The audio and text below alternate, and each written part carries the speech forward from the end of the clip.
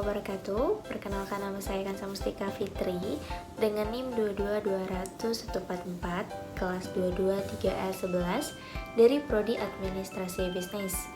Dalam video ini saya akan tujukan untuk tugas pertemuan 4 mata kuliah Administrasi Ekspor Impor yang akan membahas tentang definisi Incoterm, tujuan Incoterm, dan jenis-jenis Incoterm 2020. Oke, yang pertama akan kita bahas itu adalah definisi dari Incoterm. Apa sih yang dimaksud Incoterm? Jadi, Incoterm itu merupakan singkatan dari International Commercial Term. Nah, istilah ini itu merupakan suatu ketentuan yang digunakan bagi para pelaku perdagangan internasional ketika mengirim barang dalam transaksi atau kontrak. Nah, istilah komersial internasional ini juga berisi semua tugas, risiko, dan biaya bersangkutan selama transaksi penjualan dan juga pembelian barang itu berskala internasional. Nah, di beberapa faktor komersial, International Commercial Term ini juga merupakan persyaratan yang utama yang fungsinya untuk mengurangi risiko kesalahpahaman yang merugikan. Maka dari itu, sebabnya kenapa International Commercial Term ini merupakan persyaratan yang sangat penting. Nah, sekarang apa tujuan dari Incoterm itu sendiri? International Commercial Term itu bertujuan untuk satu, memberi pilihan ketentuan pengiriman bagi importir dan eksportir. Yang kedua, mengatur hak dan kewajiban yang ditanggung oleh importir dan eksportir. Dan yang ketiga, meminimalisir kesalahpahaman tanggung jawab di antara eksportir dan juga importir. Nah, selanjutnya itu adalah jenis-jenis Incoterm 2020. Yang pertama itu ada ex-work.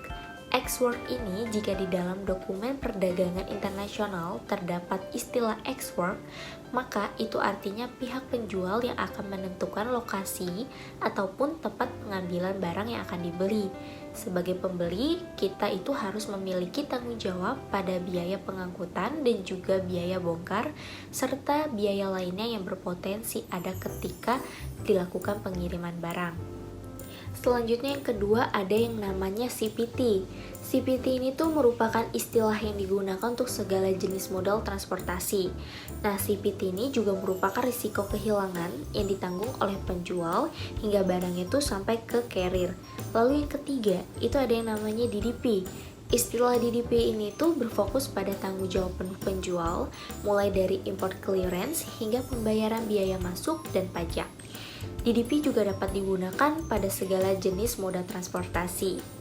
Yang keempat, ada yang namanya FCA. Itu merupakan istilah yang banyak digunakan untuk segala jenis transportasi, mulai dari darat, laut, dan udara maupun transportasi multimoda. Penyerahan dengan FCA ini dilakukan di tempat pengangkutan. Pada saat penyerahan terjadi, peralihan risiko dari penjual kepada pembeli. Pembiayaan pengiriman dan risiko barang itu juga ditanggung oleh pembeli. Yang kelima ada yang namanya DPU. DPU ini adalah satu-satunya Incoterms di mana kewajiban untuk unloading di tempat pembeli itu adalah tanggung jawab dari penjual dan biasanya digunakan jika pihak pembeli ini tidak mempunyai fasilitas khusus untuk pembongkaran. Yang keenam, ada yang namanya CIP. Dalam istilah CIP, penjual ini tuh wajib membayar asuransi kargo dari resiko kerusakan dan kehilangan barang saat diantar. CIP juga mewajibkan pembeli untuk melakukan export clearance. Yang ketujuh, ada yang namanya DAP. DAP itu adalah suatu istilah yang lebih berfokus pada tanggung jawab penjual untuk mampu mengantar dan juga memproses pengantaran barang sampai pada tempat yang sudah disepakati sebelumnya. Lalu yang ke-8 itu ada istilah yang disebut dengan FOB. FOB itu artinya pihak penjual lah yang akan melakukan seluruh surat perizinan ekspor sampai barang yang sudah dipesan dimuat pada kapal pengiriman dan juga biaya yang ada setelahnya itu akan ditanggung oleh pihak pembeli. Lalu yang ke-9 itu ada yang istilah namanya FIS. FIS ini adalah pihak penjual yang mempunyai tanggung jawab hingga produk yang dipesan oleh pihak pembeli itu tiba di pelabuhan keberangkatan dan sudah siap untuk didekati kapal pengeruk untuk proses pemuatan. Lalu biaya lain yang akan muncul setelah kegiatan tersebut itu harus dibayarkan oleh pihak pembeli. Istilah ini juga hanya akan digunakan pada transportasi air. Yang ke-10 ada istilah yang namanya CFR. CFR ini itu merujuk pada pihak penjual yang akan membayar seluruh biaya yang bisa muncul dari mulai barang dikirim hingga tiba di pelabuhan.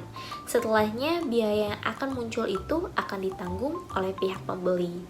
Lalu yang terakhir ada yang namanya CIF. Pada dasarnya istilah CIF ini tuh hampir sama ya dengan CFR. CIF ini itu akan memungkinkan pihak penjual untuk mampu melakukan seluruh tanggung jawab sampai barang tiba di pelabuhan dan siap untuk dimuat. Selain itu, pihak penjual juga wajib membayar asuransi terhadap barang yang dipesan. Nah, itu dia pembahasan mengenai Incoterm, mulai dari definisinya, tujuannya, bahkan sampai jenis-jenisnya. Demikian video yang dapat saya sampaikan. Semoga ilmu yang saya berikan ini dapat bermanfaat. Lalu jika ada salah kata, saya mohon maaf. Wassalamualaikum warahmatullahi wabarakatuh.